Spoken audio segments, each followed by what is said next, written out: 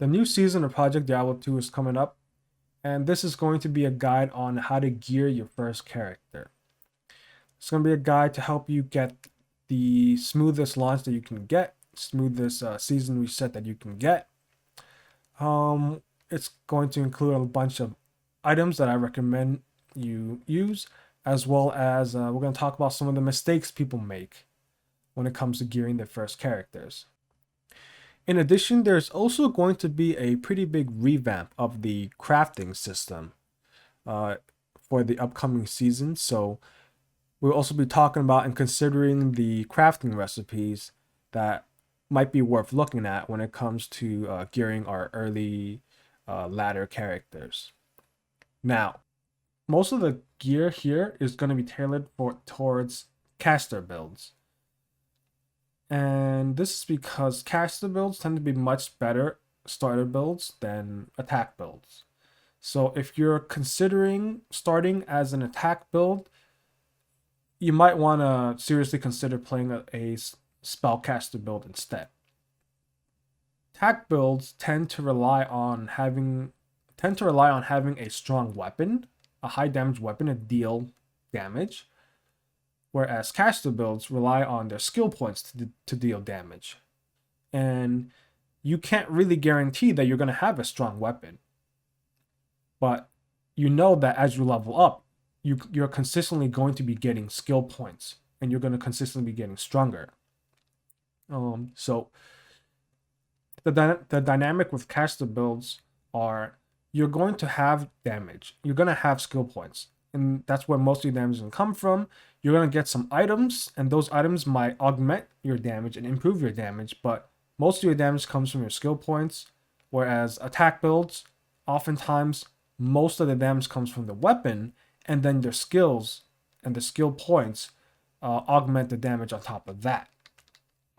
And so historically, caster builds and builds where their damage relies on skill points are much better starter builds. Now, there are some attack builds where the damage comes from skill points. Something like instead of a multi-shot or physical arrow Zon, physical damage Zon, you might use a elemental boa Zon, right? Or a Java Zon where your damage comes from your skills. But those builds are a little more specific, and those are going to require more specific guides. So, number one, this guide is going to talk about mostly gear for caster builds. And again, I highly suggest starting with a caster build. Or at the very least, if you want to play attack builds, you should look for an attack build that gets its damage off of skill levels rather than the weapon. Now, before we go into the specific items, I want to talk about what we are looking for from our gear. What are the important things to look for in a gear? And the mistake I see a lot of people making is that they look for damage from their gear. Right? They look for, if you're a caster, you're looking for plus skills and cast rate, so you can pump out more, you can fire out more skills, more spells faster. But that is the wrong route to take. So when it comes to items that give plus skills, again, like I said, most of your damage comes from your skill points that you get from leveling up. Most of your damage comes from there, and having like maybe +1 or +2 skill points is not generally going to be it's generally not going to give you that much more damage. It's not really worth taking up gear slots just to improve your damage by a little bit. What you should be focusing on is survivability, specifically resistance. So making your character more sturdy, more stable, making your character tougher allows that character to really be able to stay there, stay in the fight. They can stand there and they can deal their damage. Whereas playing a glass cannon, you can deal your damage, but you're going to have to go back to town, every few minutes, every few seconds maybe. You're going to run into situations where you see a cluster of enemies and you think that, and you're going to feel that, okay, that cluster enemy is way too dangerous, I'm not going to be able to, let's say, get in range to implement, right, to cast my skills or something like that. So you really want to focus on your defense, specifically resistances, over getting plus skills and faster cast rate. In addition, it's also very, very easy to get resistances. It is not very easy to get plus skills and faster cast rate. You can't find that modifier on every single item. But it is actually very easy. So not only is resistance something that's very easy to get, it's also going to be far more effective. It's going to do far more for your character than getting plus skills.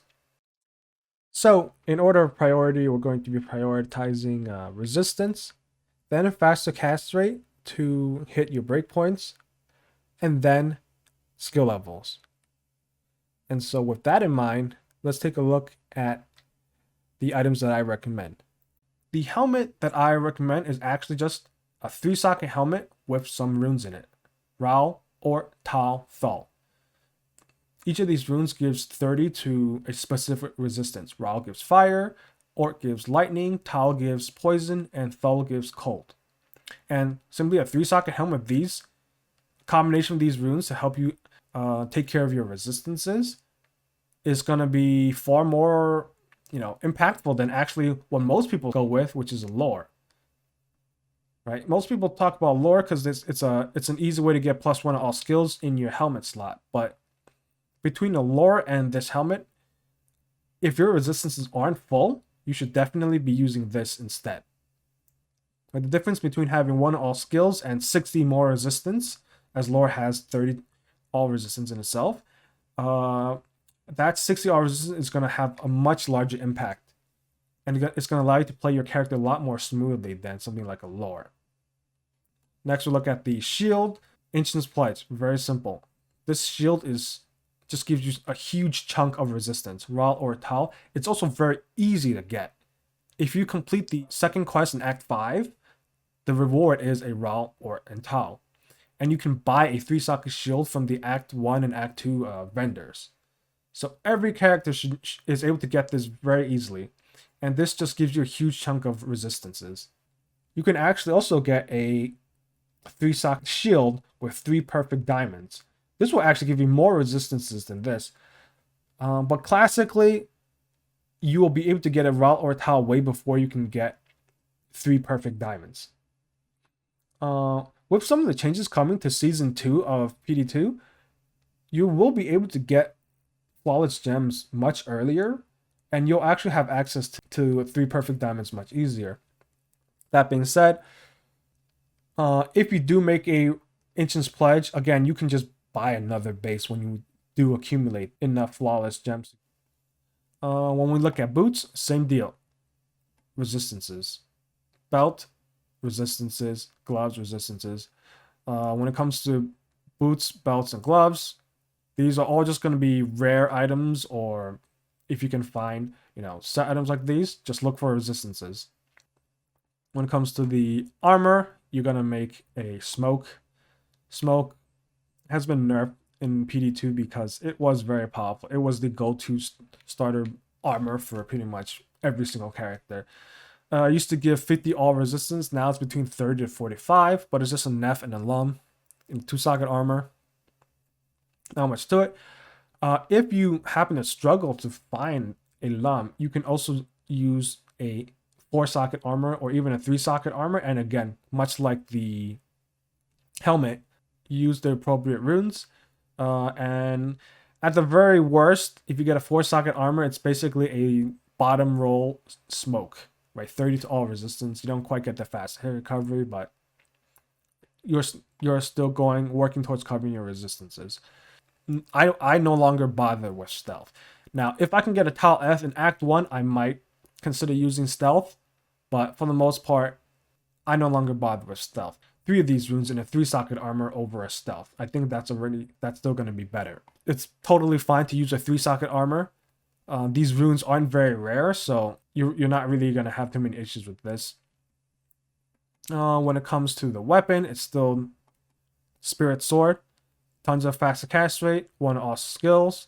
It has fast hit recovery, vitality, mana. It's still just a very good, very solid leveling temporary weapon. And when it comes to jewelry, you'll pretty much be using resistance rings, but you're hoping to drop that nice faster cast rate / resistance ring. Amulets, you're either gonna go for resistance or skill levels, or a combination of both, as it's possible to drop, let's say, a 2 cold skill amulet with, let's say, 19 all resistance or something like that.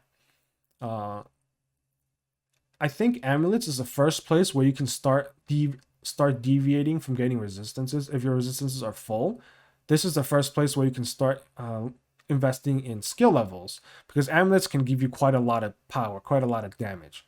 Like, there are amulets that can give you 3 to cold skills or something. Whereas if you are not getting resistances on rings, there's not much else you wouldn't look for on rings. So this is the basic starter gear that I level with, that I recommend for everyone else. You simply are just gonna look for resistance in all your slots. When it comes to bases that can have sockets, you're going to be making rune words with resistances, or just putting in runes into sockets for resistances. When it comes to bases without sockets, you're just going to be looking for rare items with resistances. Rings, amulets are going to be faster casting resistances. Amulets is going to be skill levels and resistances. And there aren't too many weapons that have resistances, and that's why you can use a spirit sword here.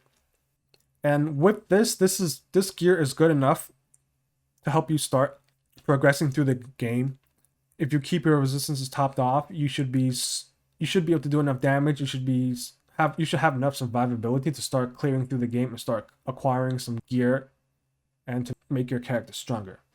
Now, something else to consider is the gear that your mercenary is going to use. How do you want to gear your mercenary? The goal of your mercenary is to be a support. It is a support role. Again, another thing that people like to focus on from the merc is to give them damage, right? They're thinking, oh, I want to give the mercenary a bunch of damage so that they can kill, immunes that I can't deal with. But the reality is your merc just doesn't do enough damage for you that you just shouldn't be using them to kill immunes. You should just ignore it. You should not be farming areas where there's too many immunes to the type of damage. Your mercenary is pretty much going to take on a support role. Your mercenary is supposed to be there to absorb aggro and damage from you. They're supposed to be there to provide some sort of aura to buff you. So their goal is not to get a bunch of damage. Their goal is simply to be alive, to survive. If your merc is dying and every time you gotta go back to town, you're gonna be running out of gold and stuff like that. So the way you gear your mercenary is for survivability. Now, when it comes to gearing your merc, the 3 things that you will need for survivability is resistances, again, like yourself. Physical damage reduction, so basically resistances towards physical damage, and life leech. Now, the merc doesn't need quite as much resistance as you, as the merc naturally gains resistance as he levels up. But if you don't have enough resistance, you can simply use one of the items that I've shown previously. And it's very important to give him leech, since all weapons pretty much have a melee splash built into them. Leech is exceptionally effective, and your merc will be healing quite a lot. So when it comes to their weapon, you're pretty much just looking for whatever weapon can give them the most damage. You don't quite have your endgame item yet. Just look for pure damage in the weapons, and then that's going to allow them to heal more. And then you're looking for resistance and PDR on the merc. And so this is the gear that I recommend using on your first character. These are the pieces of gear that you should use, as well as what you should be looking for when it comes to each gear slot. But like I mentioned previously, for Season 2, Project Diablo 2 is revamping the crafting system. And in doing so, they've created some recipes that are going to be useful for creating some leveling items. So let's take a look at those, and we'll talk about some of the recipes that we should be paying attention to when looking to gear our ladder starting character, our season reset characters. So, Bloodcrafts aren't really going to affect us as a spellcaster, but where these are mostly going to be relevant is for your merc. If you don't have any good items, just craft a bunch of leech items for your merc to use. Not really relevant for yourself, but it's going to be helpful for your merc. The hit pile crafts tend to add a lot of hit recovery. You're not really going to care about hit recovery early on. Resistances are going to be far more relevant. So, no. Enhanced defense, fast hitter is not really that big a deal. Fast hitter and boots is not that big a deal. This is attack gloves or caster. Hit recovery is not that big a deal. The hit power shield has a increased chance of block and block rate. Now these are pretty good modifiers by themselves, but this is not going to be powerful enough to replace the Ancient's Pledge or a 3-socket 3 perfect diamond shield. Plus, when it comes to your early game characters, you're unlikely to be maxing out your block because it's very possible that you're going to be changing your shield, changing your gear, and maxing out your block requires getting specific amount of dexterity. And so you got to sacrifice some points of vitality. You got to sacrifice life to get dexterity, as well as the resistance that you would get on the shield. So I wouldn't bother with hit power shields. The body is simply more faster hit recovery. So hit power crafts, not really relevant for us as casters. They're not really relevant for a merc either. Now, safety crafts are some of the crafts that we might actually consider. So, for example, crafting a safety helm is going to guarantee at least 10 lightning res. That's okay. You'd still have to get really lucky to get a more res than a 3-socket helmet with a few runes in it. But this does give damage reduction, physical damage reduction, which is something that's pretty hard to get.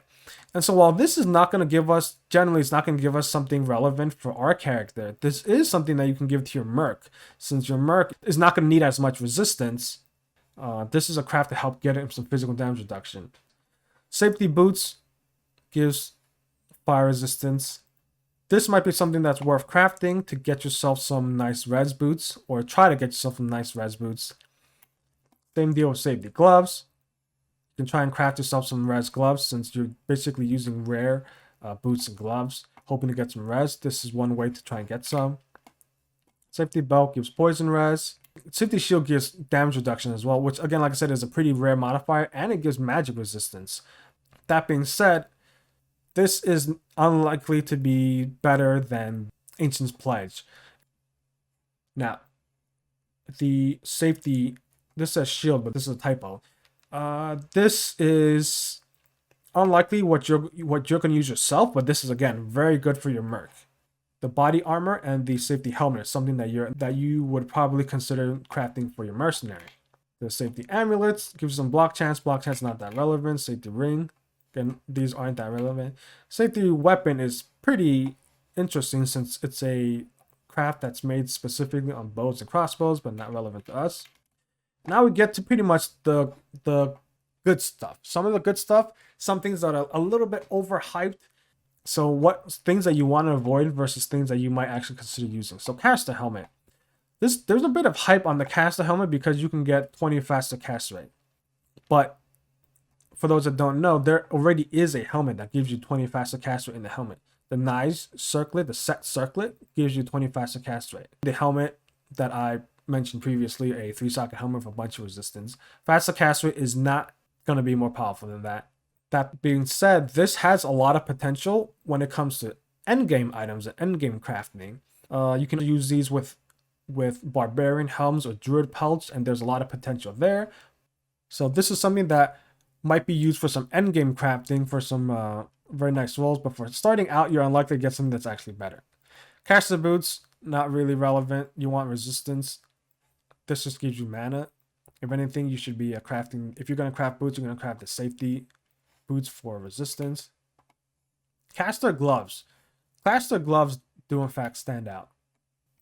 Now, the reason caster gloves stand out a little bit more is because there's not that much competition. So again, gloves, is a base that doesn't have sockets. So you don't have rune words competing. You don't have not just rune words, but maybe, like I said, a 3-socket helmet with a bunch of runes put in it. You don't have competition there. And so when it comes to gloves, previously, you were pretty much using a rare pair of gloves with resistance until you can get a mage fist or a triangle gloves. But now you have the option to craft a glove that can give you 10 faster cast rate. But in addition to this, you can potentially craft a glove that has, let's say, 10 faster cast rate and a bunch of resistances. And you might even consider using a 10 faster cast rate glove with a bunch of resistances over mage fists. So I think this is worth crafting, even though, like I said, you would have to get lucky. You also want to get some resistance on it, but you don't have to get that lucky because it's not competing against all that much. So you're more likely to get something that you might actually use for endgame when crafting gloves as compared to other things like a caster body armor.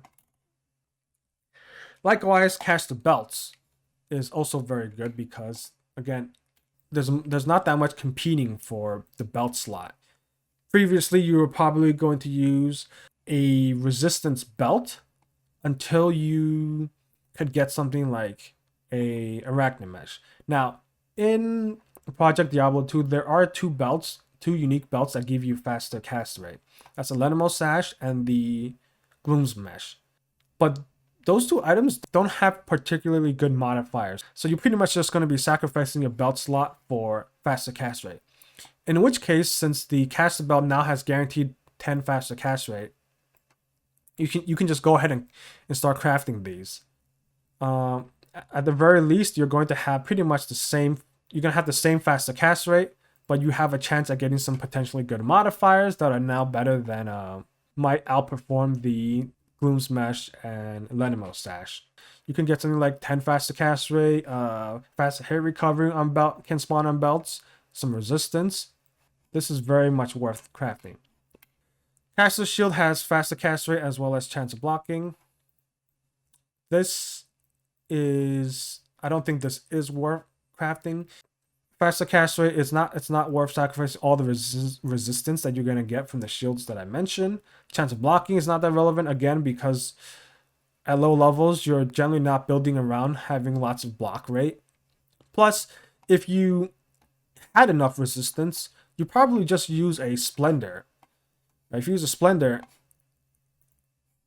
you're going to have one all skills, 20 to 35 fast cast rate, block rate, as well as a bunch of other modifiers. So when it comes to the caster's shield, this is kind of outperformed by a Splendor if you ever got enough resistance. Likewise, the caster body is kind of outperformed as well. The caster body can get between 20 and 30 fast cast rate. This looks good, but right now there are 3 armors that give you 30 faster cast rate. Skin of the Vipermagi gives you 30 faster cast rate. Atma's Will and Spirit Shroud is going to give you 30 faster cast rate. So it's not too hard to actually just drop or maybe trade for one of those armors. So if you really wanted the faster cast rate, you should get one of those instead of spend your time and resources crafting a bunch of caster armors. It's unlikely that you're going to get something that's better than smoke. And even if you do get something that's moderately better, you'll quickly replace that with better armor. So there's just too much competition here. It's not really worth spending time on this. Caster Ring. Caster Ring really hasn't changed that much. Caster Rings you can craft, but most people never really craft them in the past. This leaves out Caster Amulets because Caster Amulets have not been changed. And again, Caster Amulets are good to craft, but you're very unlikely to get something really good. So when it comes to crafting Caster Amulets, that's something you might do end game when you can get a bunch of materials together and start a craft. But for early game, it's not that relevant. Now, the big one that stands out is Caster Weapons. Caster Weapons now are guaranteed 10 to 20 faster cast rate and 1 to all skills, as well as a little bit of mana. So the reason this stands out is that at the very worst, this is going to be like an inferior Spirit Sword. right? You're gonna have one all skills. You're gonna have less faster cast rate.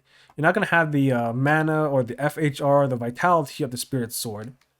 But if you happen to craft a caster weapon and you don't get any desirable modifiers, you can simply throw it away and just use the Spirit Sword. It's not expensive. It's not hard to make. But this has a very high potential upside.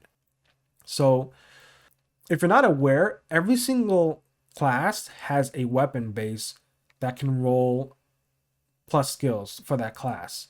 And I don't mean class specific bases. So if we take a look at this, every single character has a weapon base that can give them +1 or +2 to their skill levels, as well as something like +1 or +2 to a specific part of the skill tree. In this case, bow skills or passive skills, javelin skills.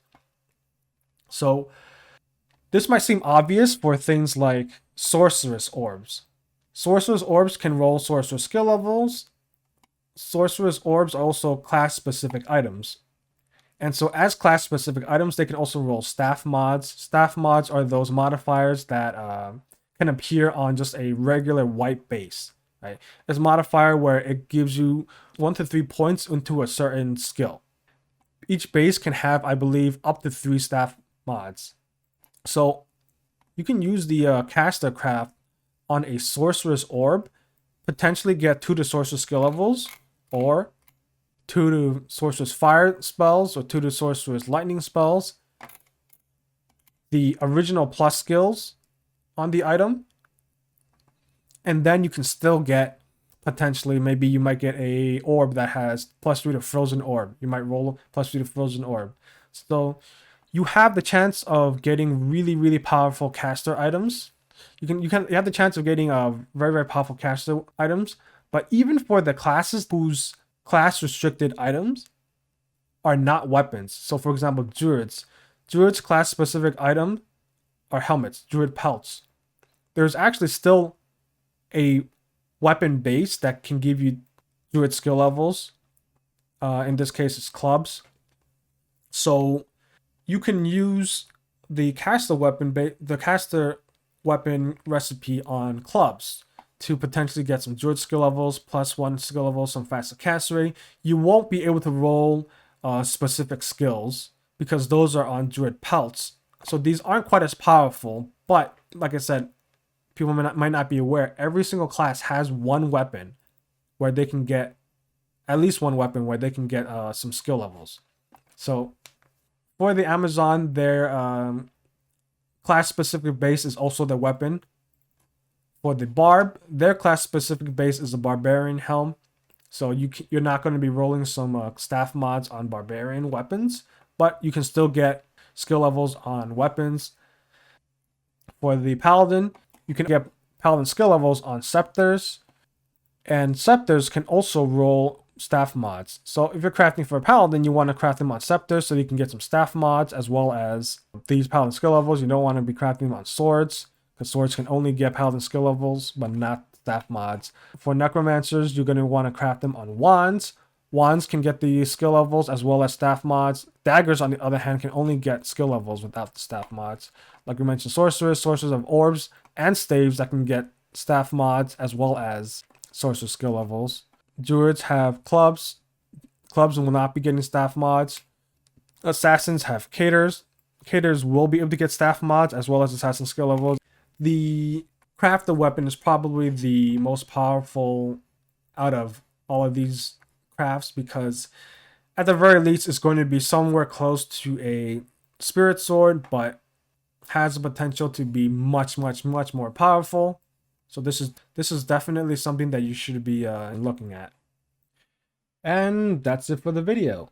If you have any questions, feel free to come talk to me at my Twitch, Mr. Sparkles at twitch.tv. Otherwise, I hope you found the video helpful, and I wish you the best of luck with the upcoming season.